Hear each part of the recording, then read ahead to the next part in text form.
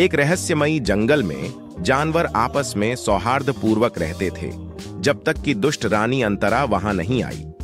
वह जंगल पर पूर्ण नियंत्रण चाहती थी और जानवरों में भय और विभाजन फैलाने लगी। उसने चोंचू हिरण को बंदी बना लिया।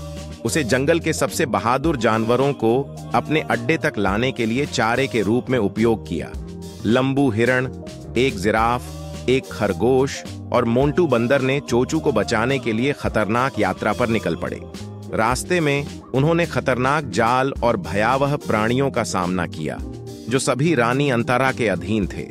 जब वे उसके अड्डे के करीब पहुंचे तो उन्होंने पाया कि रानी की शक्ति एक शापित वस्तु से आती थी, जो उसकी घृणा को बढ़ाती और दूसरों को नियंत्रित करने की अनुमति देती थी। जंगल का सौहार्द बिगड़ गया था और कभी शांतिपूर्ण भूमि अब अविश्वास और क्रोध से भरी हुई थी। अंतिम संघर्ष में समूह ने रानी अंतरा और उसके अनुचरों का सामना किया।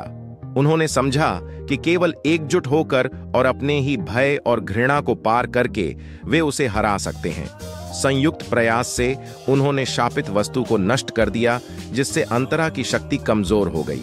घृणा में डूबी रानी ने अपनी ही घृणा में अंततः समाप्त हो गई और जंगल धीरे धीरे ठीक होने लगा। जानवरों ने कठिन सबक सीखा कि घृणा केवल विनाश लाती है और एकता और प्रेम ही उनके समुदाय की सच्ची ताकत है।